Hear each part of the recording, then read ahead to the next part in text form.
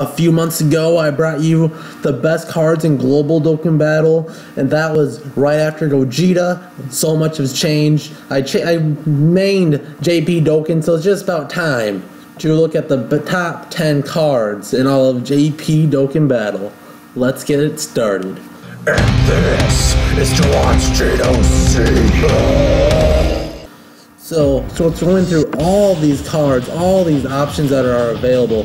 What could possibly be the best one here? So many options. So I started on the list, top 10, the first card on the list, number 10.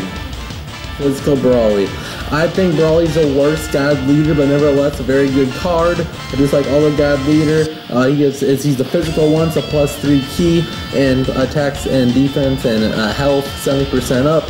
The thing that brings him down a lot is he only does supreme damage. Now this is increased by a chance that he does do another super attack when his keys 8 or more, so it does help a lot, but I think the current immense damage or more is a lot more beneficial.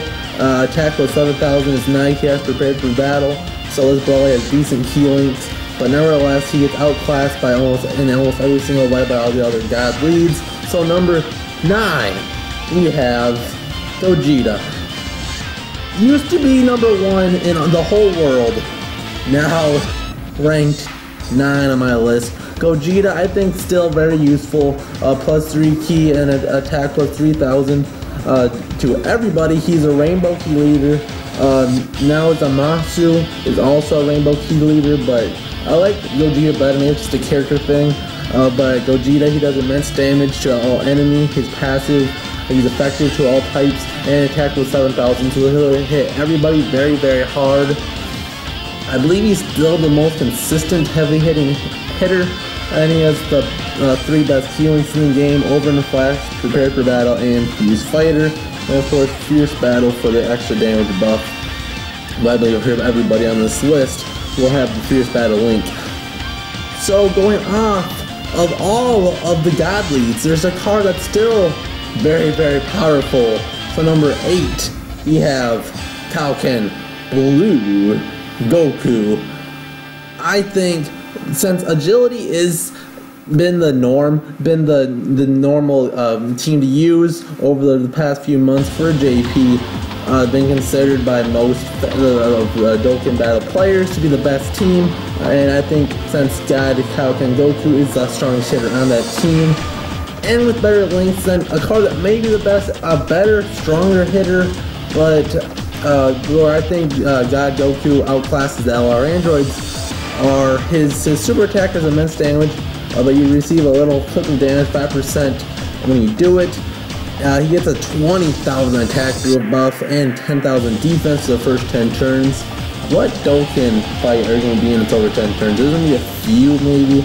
Maybe a Luhan will last that long. Maybe if you don't have a good card, Ultimate Gohan could last a while. But you won't have many chances to really get rid of that buff. And of course, Over in a Flash, Prepare for Battle, and Shocking Speed. Very, very, very impressive links for God Super Saiyan Blue Goku. Very, very strong. And yet another, number 7, is another one that's not a God lead. I really love the Super Saiyan 3 Vegeta.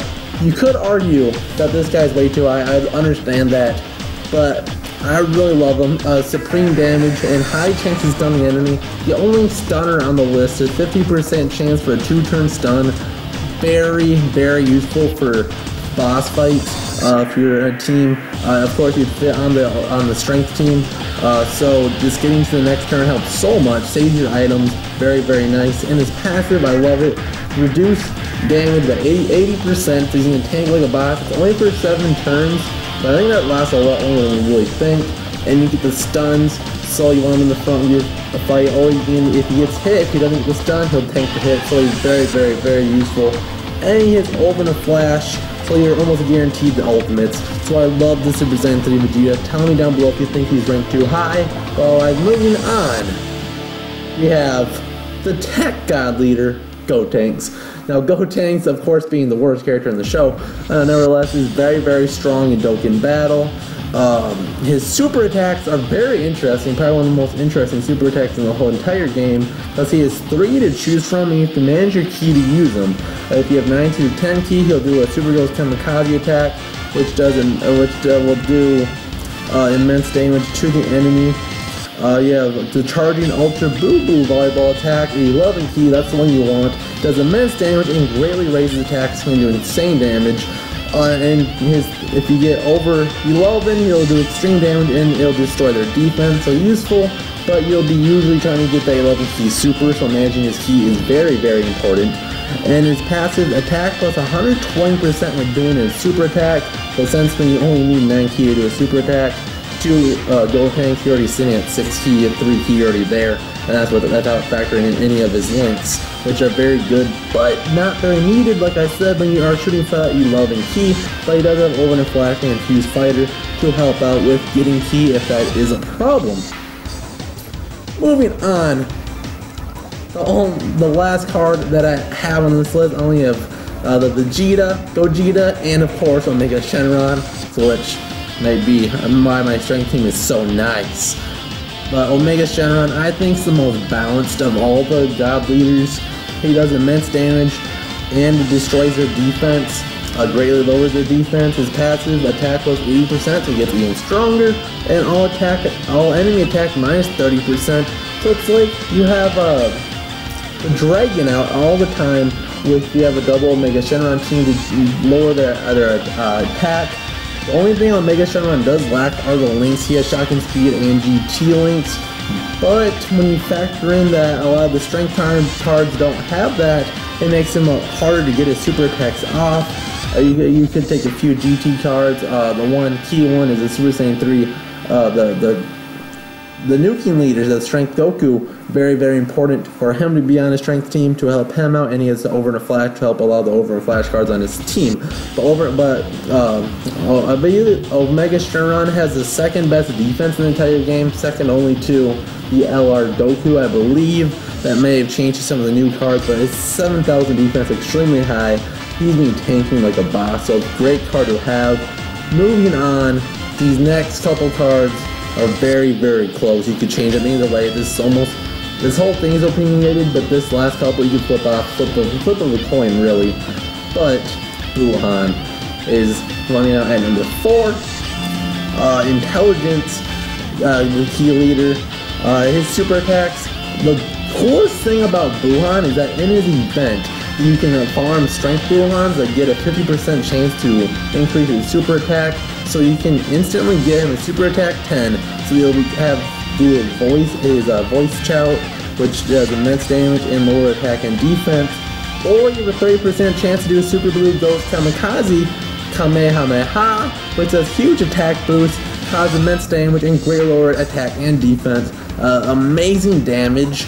And his passive, he's a nuker, attack plus 12%. And health plus 3,000 plus Ki Orb Absorb, so he's a healing nuker on top of all that. So he's pretty much, at the end of the day, if you get the Ghost Kamikaze Kamehameha, he's as strong as Goat Tanks, but he'll heal you. That is insane. He's lacking some links, is why I put him behind some of the next cards on the list. His only good link is Shocking Speed. But nevertheless, he's very, very strong. His healing factor, put him on his team. His team is almost invincible. Very, very hard to die. You can go through a lot of boss missions without using an item whatsoever. But that is true with all the top 3 God Leaders, I would think.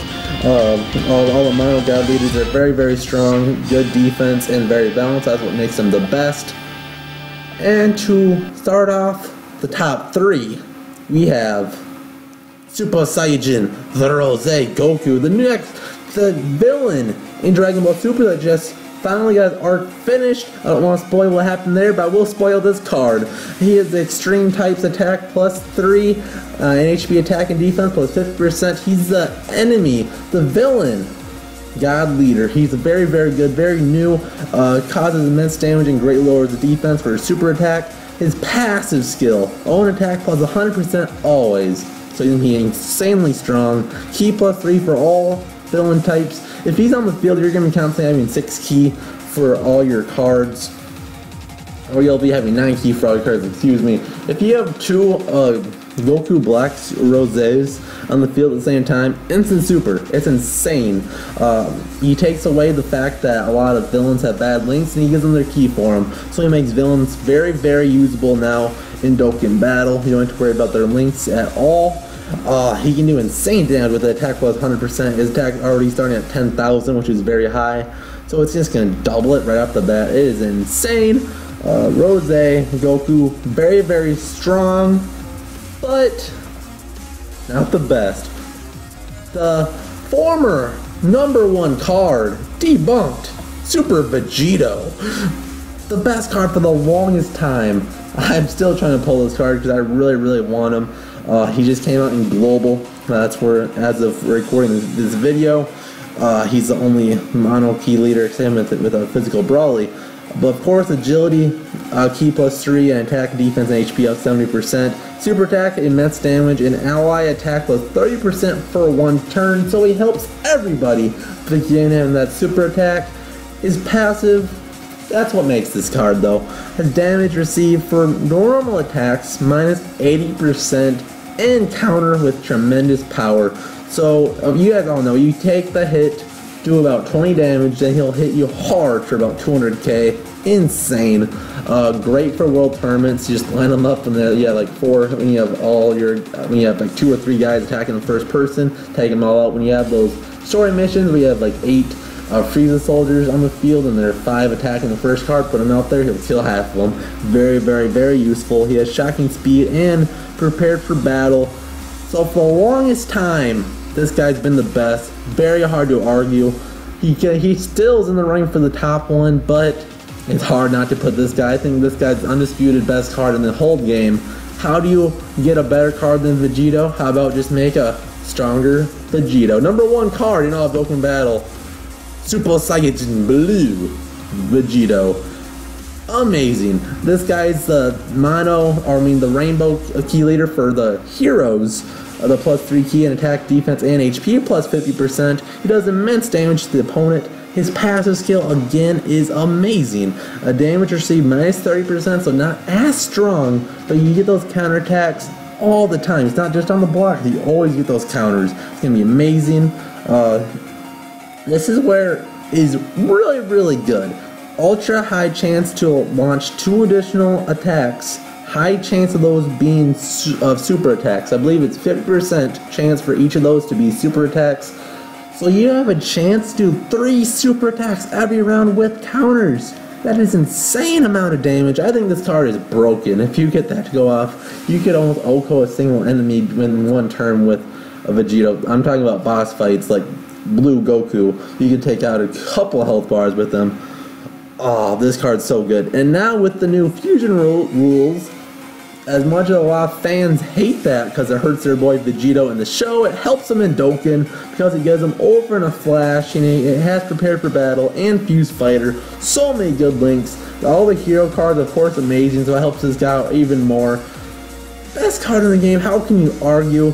If you guys think there's a better one, comment down below, but I think this guy is by far the best card in all of Dokkan Battle, without question. So that ends my top 10, but I do have a few honorable mentions that I wanted to throw out there. For the first honorable mention, coming in with a bang, we have Majin Vegeta. Only because I think he's still the best card in the World Tournament. Over in a flash attack, everybody unit, very useful. When you're going through the story mode, when you have a bunch of Frieza soldiers, and you wipe them out all at once with Majin Vegeta.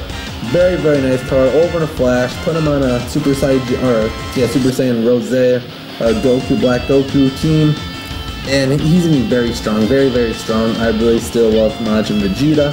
Still, I'd say probably about top 5 card in Global. If you guys want me to do that video, I'll comment down below, and we'll talk about it. And the disappointments, the LR androids, the 2. Very, very strong. Very, very strong. If you want to put them on the top 10, you could. On the bottom 3, you can make a case for it. You really could. They hit like a train. Attack was 15,000 when doing a super attack. They can do ultimate damage to an enemy in lower attack and defense. They can do a super attack up to 20. I haven't tested, I haven't seen how strong that gets, but I'd imagine if you get a 15 key or an 18 key super with that, they could probably do close to 1 million damage. So it's very, very strong. The amount of a pain in the ass it is to make these cards, you have to pull 20 of these guys out of the friend summons, which that's about 1 out of 10 friend summons or so. So you just have to play a game a ton just to get those friend points just to summon them and hope you get them. I can't imagine how much work that's going to be in global. So if you've been playing the game for a long time, you had 90 plus friend summons, I'm sure you could do that fairly easily. But then you get 2 super attack, 10 androids, and you wait the Dokkan awaken them with each get 3 or so of all the Dokkan events and just do all those, give them all those, you can beat all those Dokkan events, which usually cost anywhere from 50 to 70, I believe, maybe 60 stamina a piece, so that takes a lot of stamina, all the stamina it takes and all the Zenny it takes to awaken all of them. You do keep leveling them up, so every time you Dokkan awaken, of course, they go back to level 1, so all that grind is insane, but it's worth it at the end. But look at his card art, I could put him on the top 10 list just because of the card art, but just because of the fact that they're a pain in the ass, and a bigger pain in the ass, the LR Goku. Now this guy has the best base stats in the game, how can he not be in the top 10? Well, look at his links, there's garbage links here. He could be very strong if he had over in a flash or even just prepared for battle, something to give this guy some type of key, but you're going to need that to get the 18 key super, that's where he really is going to shine. But another, get him at level 20 super attack and he's going to be doing insane damage. Another one you could make a case for, but such a pain in the ass, you have to do all the super strike events, get a bunch of level 15 super strike cards, do his event, get 777 medals, oh my god, no one has time for that. But at least in global, you can farm the strength SSR Goku, or UR Goku actually, that will have a good chance to level up his super attack. But you can't bank on that, even if it says 50%, you could go through a couple whole rows without getting a single super attack up. So it's gonna be a lot of grinding for him, so it's such a pain in the ass, it's so hard. Stat-wise, useful-wise, you could probably put them on the top 10 list, both LRs, but the pain in the ass just puts a bad taste in my mouth, so I just can't have a hard time doing it.